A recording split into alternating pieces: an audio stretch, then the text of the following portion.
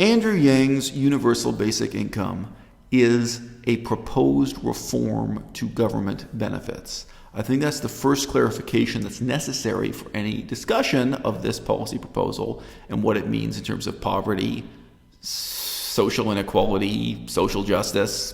Whatever you want to do to try to sell or oversell this policy, you have to recognize that what it is very fundamentally is a reform to food stamps, a reform to social benefits. Now, many people since Milton Friedman, I'm not saying Milton Friedman was the first, but especially since Milton Friedman popularized it, many people have suggested that government intervention to help the poor would be made more effective if you simplified it and just gave poor people cash. So stop giving them government benefits like food stamps, stop involving them in complex programs with a lot of strings attached that have distorting effects on the economy and limit the choices they can make and make it hard for them to relocate from one place to another.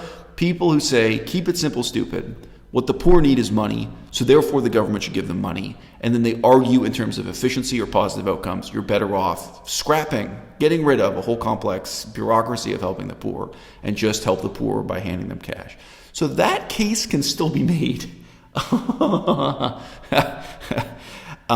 The cure is only going to be good relative to the illness. If you live in a country that is unbelievably corrupt, where the government programs to intervene to help the poor are opaque and inefficient and difficult to access, there are serious problems with it. The worse those problems are, the more appealing the option will be of abolishing them and replacing them with tax. Now, I think there are probably some countries in Europe that would say, no, we have really wonderful programs here that help the poor, and this just isn't true. It would be much worse for the poor if we got rid of these programs and just handed them cash. However, whether you're looking at first world countries or third world countries, you could indeed have examples where the way the government is helping the poor is so counterproductive, so corrupt, so bad in various ways that it would be better to replace them with cash. So that's the kind of minimalist underselling of the program, where all you say is, hey, this is a way of reforming social services for the poor. This is a way of reforming food stamps and other benefits so that basically you're putting cash in people's pockets and letting them make the decisions about how they're going to spend that cash to try to improve their lives, whether that's to get out of poverty or go back to school or whatever it is they're going to do. However, the policy is being oversold, is being presented as if this is an yet untested route to social justice, greater economic equality, the uplifting of the downtrodden classes of the world, and as if this is preparing humanity for a transition to a troubling new future in which robots, owned by a smaller and smaller number of multimillionaire capitalists, control more and more of the economy. So the scaremongering tactic here is that somehow we now live in a technologically accelerated age. And in this new age, unlike the past, there is a natural tendency for power and wealth to be accumulated in the hands of a small number of people who do not rely on many employees, do not rely on mass employment, and then those people just get richer and richer, and everyone else is just paying a portion of their income to these people every time they make a purchase on Amazon. Some of that money is going to the master of robots, and the robots scurry around the warehouse, and the people buying these things are endlessly enriching this elite class of technologically enabled aristocrats, whatever you want to say. Yeah, and supposedly this scenario is going to be cured by handing out $1,000 a month to every man, woman, and child in America. Well, gee, that sounds like a really complex problem with a suspiciously simple solution. I'll tell you something else, too. This is a terrible example of new era thinking. The problem is not new. The problem has been with us since Aristotle. There was a time on this channel when people used to joke, every time he mentions Cambodia, take a shot of whiskey. Every time he mentions Laos, take a drink of beer. These days, you could have a drinking game where you got to take a shot of whiskey every time I mention Aristotle. I do recommend reading Aristotle. I do not recommend drinking alcohol. I'm a teetotaler. I'm against all mind-altering drugs. But hey, Aristotle I am not just mentioning him for the sake of it. I genuinely and sincerely feel that Aristotle's politics and Aristotle's Constitution of Athens work like that. It's really meaningful. It really prefigures the questions, and even within that era in ancient Greece, they even tested out some of the possible answers to the problems we're still struggling with today. Okay? So we're going to talk about poverty. We're going to talk about government interventions to alleviate poverty. We're going to talk about social inequality. And I'm going to talk about racism briefly because it helps to illustrate this same problem that existed since Aristotle in ancient Athens. Okay? Canada was colonized by Europeans. Genocidal, slave-trading Europeans showed up and displaced the native people. Some of them were enslaved. Some of them were forced onto reservations. They took the land, and this is now much mythified and much celebrated. There was a period of time in which white European conquistadors gave the land away for free. Things would be very different today if they had given the land back to the native people they'd conquered it from, but no. You literally signed up to have land given to you by the government, and you had to be basically a white male European or other. And it was debated. It was debated how narrow the racial standards would be, who would and who wouldn't be allowed to apply for this free land. I should also mention really briefly, Canada only embarked on that distributionist methodology after other methods failed. Earlier, what they tried were so-called colonization corporations. That actually wasn't the government's first method. Something similar is true in the history of the United States, by the way. This normally comes up in the history of slavery, that there were several different models for how colonization should work. And then the first 2 or 3 really didn't work out at all. And then they were like, oh, okay, you can grow tobacco, enslave Africans. You know, they started to put together the pieces of what became, the model of genocidal slave trading and exporting crops to Europe, this combination of economic factors for how the continent was colonized. But in any case, giving away free land to people, something that happened once, right? If you were of the right ethnic group at the right time in history, you got land given to you. And more recently, if you were of the right ethnic group and you showed up, you had the chance to buy land at low prices. Centuries go by, and guess what? The descendants of these families still own land. They're still receiving rent. Some of that land is now worth billions of dollars. And regardless of the hypothetical value of the land, if you sell it, the land is generating income year after year after year through rent. Now, the problem of rent, basically all economic textbooks will say rent is irrational. Rent is economically irrational. I'm not going to digress into saying what that means. If you have an apartment building on a small piece of land, you're basically looking at technology amplifying a problem that already existed in ancient Athens, in ancient Greece, when Aristotle was alive. Okay? Arbitrarily, a small number of people own land. They're making money from the land, whether that's rent or farming or through something else. But in our times, rent, it's really rent that's the terrifying technology here, not robots. No matter what happens to the economy, those people continue to get richer and richer. The rentiers, the rent collectors, continue to get wealthier and wealthier. And the people who pay the rent, they may be the poor getting poorer. You may have this, classical formulation of the rich get richer, the poor get poorer. They may be successful middle-class people who enjoy their whole life. They may not even complain about the rent. But nevertheless, a portion of their income every month is devoted to making the same wealthy aristocratic class wealthier and wealthier forever. Food stamps will not change this pattern. Offering people cheaper admission to university, offering them scholarships, will not change this pattern.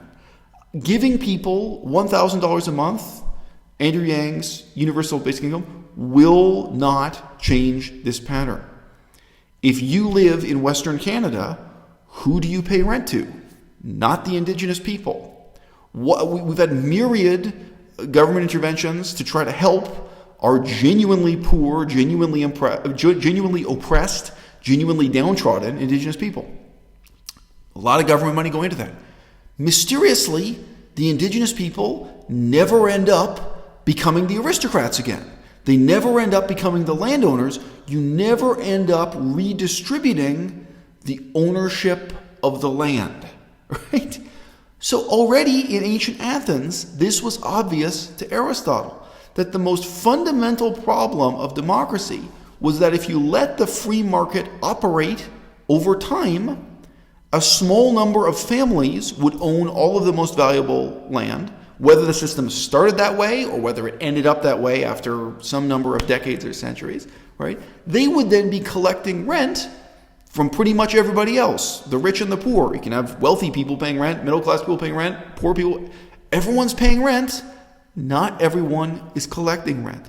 And then you get, in effect, all of the defects of aristocracy, oligarchy, plutocracy, whatever you want to say. And you have the illusion of opportunity within this system. You know, you can say to people who are in the disadvantaged ethnic group, you could say to someone today who's Cree or Ojibwe or Dene or Mohawk, someone who's an indigenous person in Canada, you can say to them that they have the opportunity to become a dentist. And that's true. It's like, okay, today you have educational opportunities, you have scholarships, you have maybe some government money being put into this. Say, hey, look, you can become a dentist and you can earn a good living. That's true. However, when you take a step back and look at the society as a whole, when you look at the fundamental inequality and injustice that society isn't based on, they're two different things, but they're related. There's a question of injustice here. There's also a question of inequality. You have this aristocracy that for no good reason is remaining, and it's not just static, it's not just remaining equally powerful, it's becoming more and more powerful over time, regardless of how many people manage to lift themselves up out of poverty by becoming a dentist, okay? Now, yes, there is some economic instability within capitalism. Some small number of poor people become dentists. Some small number of multi-billionaires lose all their money because they make a bad choice at the stock market, or they become a cocaine addict, something like this. And then once in a while, some poor person who became a dentist took his money as a dentist and put it into real estate and ends up owning a whole bunch of condominium towers, starts charging rent to people, owns apartment buildings. And then they join that rentier class, right? So it is true, it is not a completely static aristocracy. However, you have to recognize, even if there are extraordinary individuals who are extraordinary in either their upward mobility or their downward mobility, the same pattern perpetuates itself forever and ever, unless and until you have political decisions, you have government policies, or you have a revolution that intentionally disrupts and destroys that pattern to replace it with something else, replace it with something better. And never forget, aristocracy as a social system also had upward mobility. Aristocracy also had downward mobility. There were aristocrats who went bankrupt, who ended up poor, and there were poor people who ended up crawling their way to the top of the pile in aristocracy. If you read primary source historical documents, they're full of examples of that. I mean, everyone likes to write stories about the self-made man, even if it's rare. Within every society that has a massive literary corpus, you get recorded examples of how people manage to get rich, how people manage to get aristocratic titles, whether through industry, war, even scientific inventions, what have you, by doing an extraordinary service to the king, etc., etc. There were forms of upward social mobility in the medieval world and in every aristocracy that I know of. Andrew Yang's proposal ultimately shows the futility of government subvention. The misleading thing here is the concept of help. If you hand out $1,000 per month to all the poor people, do you help the poor? Yes. If you provide cheap or free university education, do you help the poor? Yes. Even, the United States is very significant. Employment in the military helps the poor. It's probably the single most successful, quote-unquote, socialist policy within the United States is actually the U.S. military and all the health care benefits poor people get with that. The U.S. military is a way out of poverty for many, many people in the United States of America.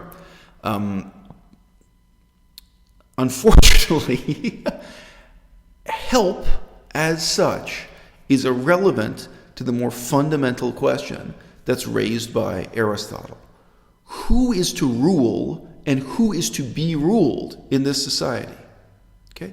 We live in a society now which has been utterly lacking in the type of disruption, the type of redistribution of land that Aristotle regarded as an integral part of every polity, every political community, as a fundamental obligation of democracy, to redistribute wealth to prevent its accumulation in fewer and fewer hands. And I'd point out that this is not an end in itself. It's not the case that equality is desirable simply for abstract or arithmetic reasons. Okay? This kind of equality, which is never going to be an absolute equality, it's never going to be a perfect equality, this redistributionist approach to coping with extreme inequality, the fundamental reason for it is that arbitrary and irrational wealth leads to arbitrary and irrational power and arbitrary and irrational powerlessness in society. It leads to a kind of constant injustice that the society as a whole must inevitably want to rebel against, that everyone, even comfortable middle-class people, must in some way suffer to bear. Okay? In the United States of America, since the abolition of slavery, you never redistributed land. You know, the famous phrase, they never gave the African Americans 40 acres and a mule. If you want the native people of Canada to really have an equal chance with the white wealthy people of Canada, you would have to actually redistribute the land to them. You would actually have to give them ownership of land, and not in remote and worthless areas that they were pushed out onto because the white people took all the land that had gold and all the land that was good for farming and all the land that they wanted to build cities on. No, you'd have to give them ownership of land in downtown Toronto and downtown Vancouver and actually have them enter into the free market on that basis as landlords, not as tenants paying rent. And from my perspective, race and ethnicity is ultimately meaningless. It just provides a marker for the extent to which these irrational and arbitrary inequalities persist over time. One of the fundamental reasons for the French Revolution, I'm talking about First French Revolution, 1789, was that people ceased to regard as virtuous the excuses made for aristocracy. They ceased to think it was a wonderful thing to be ruled over by people whose ancestors happened to fight on the right side of a war that nobody could now remember 300 years earlier. Okay? The idea of having a perpetual endowment of superior political rights on the basis of military heroism that your great-great-grandfather might have been responsible for, that was no longer a morally coherent basis for the society they lived in, and everyone wanted to rebel against it. By the same token, the idea that extraordinary political privilege, extraordinary political power should rest in the hands of someone because their great-great-grandfather showed up at the right time to buy a cornfield that today has a condominium tower on it in downtown Vancouver, downtown Montreal. The fact that you happen to be a blood descendant of someone who was in the right place at the right time to buy land when it was worthless, land that today is worth billions of dollars and generates millions of dollars in rent year after year after year. Again, rent being fundamentally economically irrational, rent that fundamentally makes the rest of society poorer and makes a tiny elite richer and richer. In a sense that is even more morally incoherent than the excuses for aristocracy in ages gone by.